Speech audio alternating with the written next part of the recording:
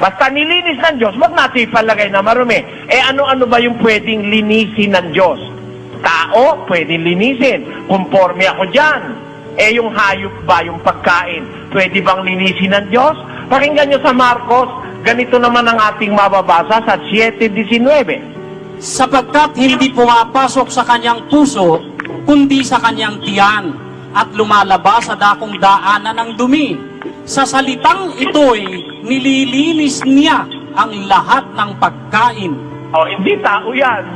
Hindi tao yan dahil pumapasok sa bibig at pumupunta sa tiyan at inilalabas sa dakong daanan ng dumi.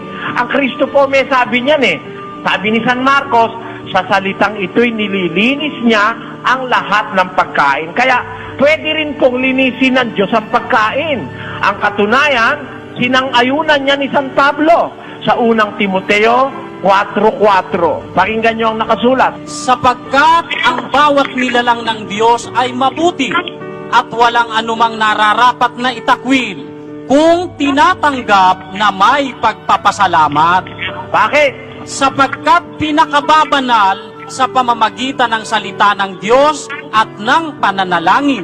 Kung ipaaalaala mo sa mga kapatid ang mga bagay na ito, ikaw ay magiging isang mabuting ministro ni Kristo Jesus. Ayon, ang mabuting ministro ni Kristo, pinaaalala sa kapatid sa iglesia na ang lahat ng nilalang ng Diyos ay mabuti. Walang anumang nararapat na itakwil kung tinatanggap na may pagpapasalamat sapagkat nililinis ng pamamagitan ng salita ng Diyos at ng pananalangin. Kaya po ang Kristiyano, bago kumain, nananalangin. Kahit ang kinain mo, igat. Kahit ang kinain mo, Brad Roland, warm burger, basta't nanalangin ka, nililinis ng Diyos yun.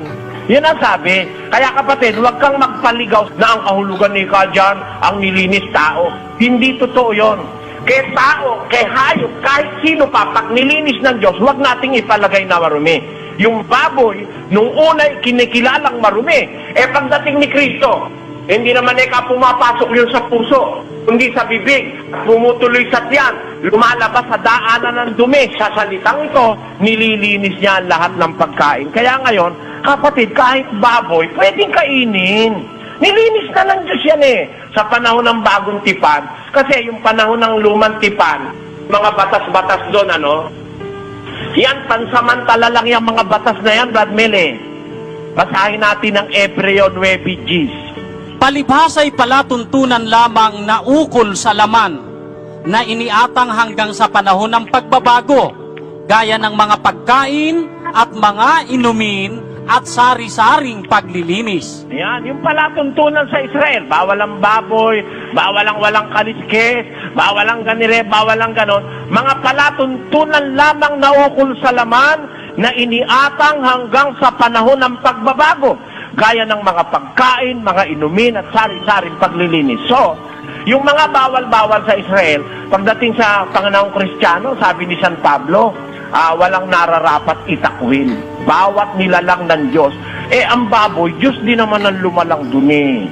Basta ikaw ba'y nagpa-practice ng moderation Masama siguro kumain ng baboy, pag araw-araw baboy ang kinakain mo. Kahit nga baka, pag araw-araw baka kinakain mo, makukolesterol ka rin Ganun lang yung kailangan.